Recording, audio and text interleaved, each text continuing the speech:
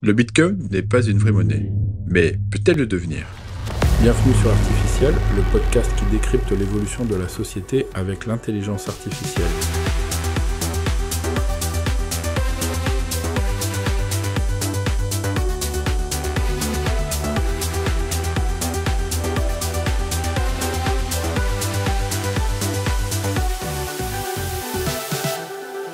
Il n'est pas accepté à la boulangerie, il ne garantit aucun remboursement, et dans 99% des pays, il n'a même pas de cours légal.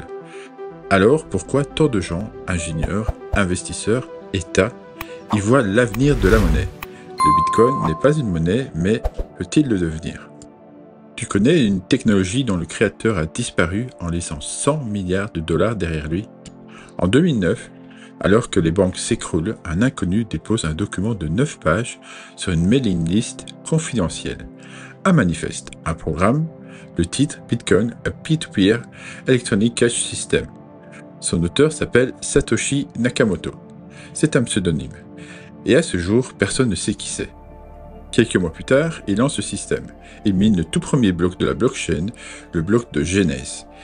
Et dans ce bloc, il inscrit une phrase qu'on pourrait traduire en français par The Time, 3 janvier 2009, le chancelier sur le point d'accorder un deuxième plan de sauvetage aux banques. Ce n'est pas juste une date, c'est une déclaration d'intention. Le Bitcoin naît dans un monde en train de s'effondrer. Pendant 2 ans, Satoshi échange avec d'autres développeurs. Il améliore le code, il corrige les bugs. Puis, un jour de 2010, il s'évapore. Il arrête d'écrire, il ne donne plus signe de vie. Et il laisse tout derrière lui, y compris une clé privée contenant environ 1 million de bitcoins. Jamais dépensée, jamais déplacée. Aujourd'hui, cette clé vaut plus de 100 milliards de dollars et personne ne peut y toucher. Personne ne sait à qui elle appartient. Ce capital est comme enfermé dans une tombe numérique. Depuis, les spéculations s'enchaînent. On a parlé de Hall Finney, de Nick Szabo et d'Adam Back. Mais aucun n'a jamais revendiqué ce rôle. D'autres l'ont fait, comme Craig Wright, mais aucun n'a pu le prouver. En 2024 encore, un certain Stephen Molla a tenté sa chance lors d'une conférence à Londres. La salle s'attendait à un moment historique. Au lieu de ça, une prise de parole bancale, sans preuve, encore un imposteur. Et pourtant, ce silence, cette absence, est peut-être la meilleure chose qui soit arrivée au Bitcoin. Car il n'a pas de chef, pas de gourou, pas d'Elon Musk, pas de Zuckerberg, juste un protocole ouvert, stable, sans visage. Ce n'est pas une marque, ce n'est pas une start-up, c'est un outil libre. Et c'est peut-être justement pour ça qu'il fascine autant. Parce qu'il n'appartient à personne. Tu ne peux pas le censurer, tu ne peux pas le racheter, tu ne peux pas le faire tomber. Et quand tu poses la question, le Bitcoin peut-il devenir une vraie monnaie? La première réponse est déjà là, oui, parce qu'il était conçu pour survivre même sans son créateur.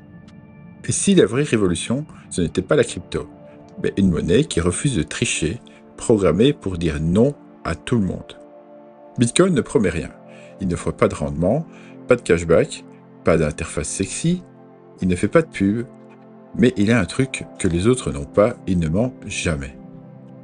Dès sa création, une règle est posée dans le code. Il y aura exactement 21 millions de bitcoins, pas un de plus. Pas de planche à billets, pas de banque centrale qui décide d'en imprimer davantage, pas d'intervention d'urgence, juste une formule prévisible, inchangeable, immuable. Tous les 4 ans, la récompense pour les mineurs diminue de moitié, ce qu'on appelle le halving. Le dernier aura lieu vers 2140. Après ça, plus aucun bitcoin créé, jamais. Ce mécanisme crée une forme de rareté programmée comparable à celle de l'or. Mais contrairement à l'or, on sait exactement combien il en existera. Ça peut paraître anecdotique, mais dans un monde où les monnaies fiduciaires perdent chaque année un peu de leur valeur à cause de l'inflation, cette promesse attire. Et ce n'est pas juste une question de chiffres, c'est une philosophie. Tu ne fais pas confiance à une institution, pas besoin. Tu ne fais pas confiance à un gouvernement, pas besoin. Tu veux stocker ta richesse dans un système qui ne demande rien, si ce n'est une clé privée, tu l'as trouvée. Et ce qui est fascinant, c'est que malgré les centaines d'autres crypto-monnaies qui existent aujourd'hui, Ethereum, Solana, Cardano, aucune n'a su recréer ce niveau d'indépendance absolue. La plupart des autres cryptos ont une équipe, un fondateur, une fondation, un comité, des mises à jour, des décisions centralisées. Le Bitcoin, lui, n'a pas de direction. Les changements sont rares, lents et validés uniquement si une majorité écrasante du réseau est d'accord. C'est frustrant pour les développeurs, mais c'est aussi ce qui en fait un système incorruptible. Alors, est-ce que ça fait de lui une vraie monnaie? Pas encore, il est trop lent, trop complexe à utiliser, trop volatile. Mais ce qu'il a déjà, c'est la crédibilité, la confiance radicale qu'on ne peut accorder qu'à un système qui ne négocie pas. Et ça, dans l'histoire des monnaies, c'est totalement nouveau. Est-ce que tu trouves que c'est absurde qu'un système consomme autant qu'un pays juste pour exister? Eh bien, tu n'as encore rien vu. Bitcoin consomme de l'énergie, beaucoup d'énergie. Selon certaines estimations, plus de 140 TWh par an. Autant que la Pologne. Et cette énergie sert à quoi? À valider des blocs, à sécuriser un réseau, à empêcher la triche. C'est le mécanisme du Proof of Works. Des millions de machines dans le monde entier qui résolvent des équations pour protéger le système. On a hurlé, on a accusé, on a dit que c'était un désastre écologique. Et franchement, on n'avait pas totalement tort. Mais l'histoire est plus subtile. D'abord, l'impact environnemental dépend de l'origine de l'électricité utilisée. Et justement, depuis 2021, le minage de Bitcoin migre peu à peu vers des zones où l'énergie est excédentaire, renouvelable ou perdue. Des exemples, en Norvège, des fermes de minage fonctionnent uniquement à l'hydroélectricité. Au Canada, la chaleur générée par les machines est recyclée pour chauffer des immeubles. Aux États-Unis, certaines sociétés récupèrent le gaz torché, ce gaz qui est normalement brûlé et gaspillé, pour en faire du Bitcoin plutôt que du CO2. Et selon les données de 2025 de Cambridge, plus de 52% du minage mondial est désormais alimenté par de l'énergie décarbonée. Est-ce que c'est parfait? Non. Est-ce que ça va assez vite? Probablement pas. Mais est-ce que c'est compatible avec l'idée d'une monnaie mondiale? Peut-être.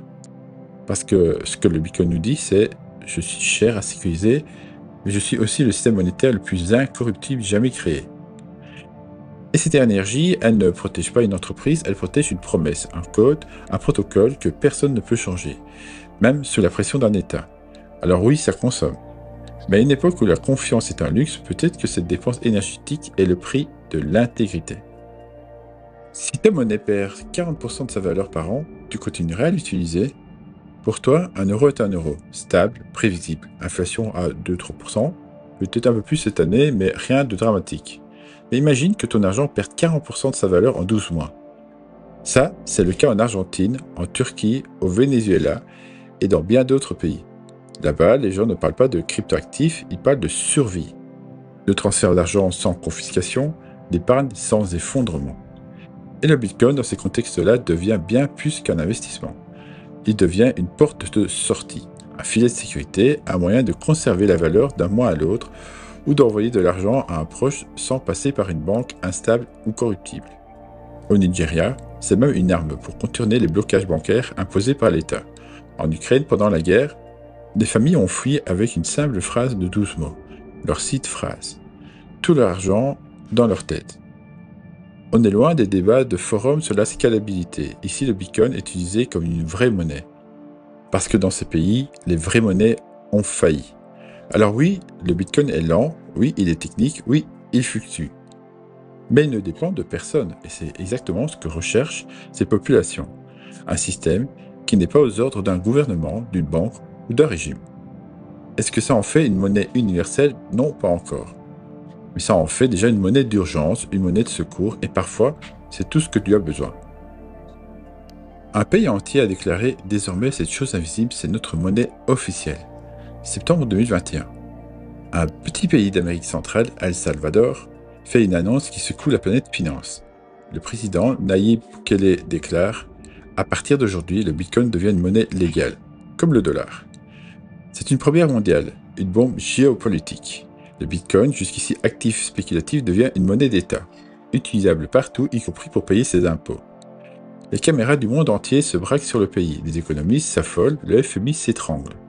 Pour soutenir cette révolution, le gouvernement salvadorien déploie une app de paiement Chivo, installe des ATM Bitcoin partout dans le pays et achète des Bitcoins avec des fonds publics. Un pari à haut risque. Mais sur le terrain, l'adoption est tiède. Les commerçants l'acceptent parfois, souvent à contre-cœur.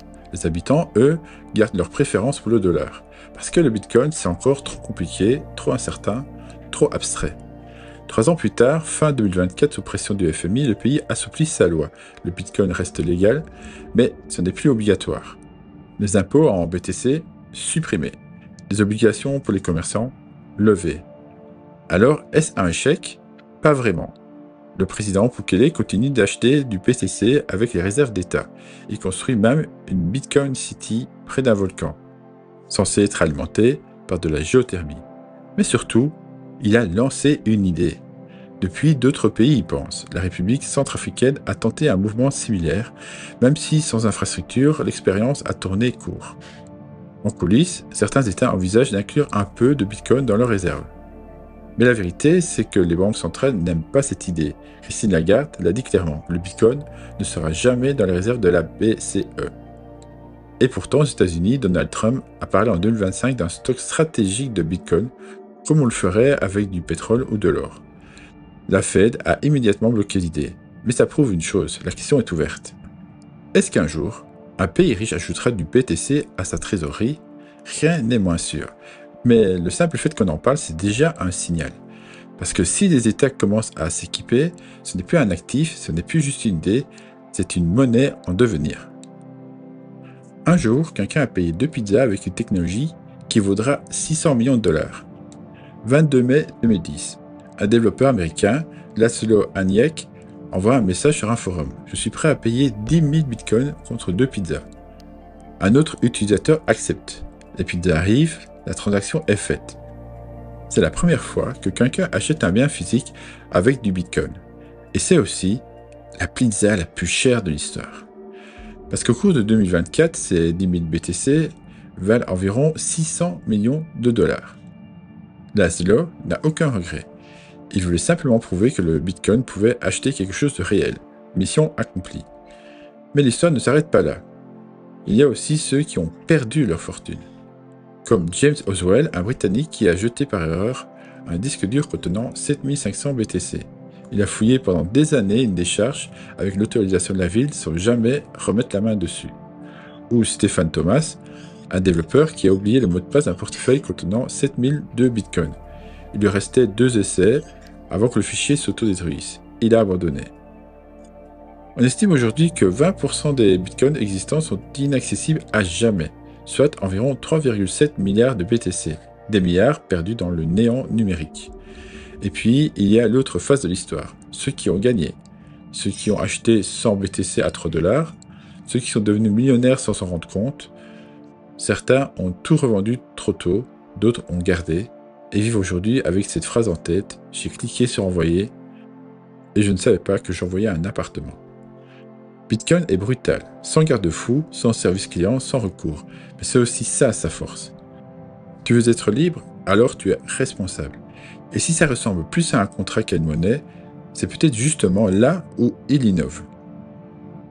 On l'a déclaré mort 400 fois et pourtant il est toujours là. Depuis 2009, le Bitcoin a été enterré par la presse plus de 400 fois. À chaque chute, à chaque scandale, les gros titres reviennent. C'est la fin, le rêve est terminé. Retour à zéro. Et pourtant, en 2013, MTGOX, la plus grande plateforme d'échange au monde, se fait pirater. 850 000 BTC volés. Le marché s'effondre, le Bitcoin est mort. En 2017, le réseau sature, les frais explosent, les médias hurlent. Bitcoin ne peut pas évoluer, il est mort. En 2022, FTX s'écroule. L'empire de Sam Bankman-Fried, valorisé à 32 milliards, explose en vol. Des milliards volés, encore une fois, Bitcoin est mort. Mais non, il redémarre, il remonte, il continue de miner, un bloc toutes les 10 minutes, sans arrêt, sans faillite. Pourquoi? Parce que le Bitcoin n'est pas une entreprise, il ne vend rien, il ne promet rien et il ne demande rien. Il existe, il tourne. Et même quand ses ennemis tombent, il reste là. Il n'a pas besoin de pub, il n'a pas besoin de chef, il n'a pas besoin de convaincre. Ce qui l'a tué 400 fois, c'est souvent ceux qui voulaient le contrôler.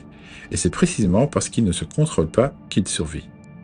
Et si quand tout s'effondre, il ne restait plus qu'une monnaie, sans drapeau, sans patron, sans frontières.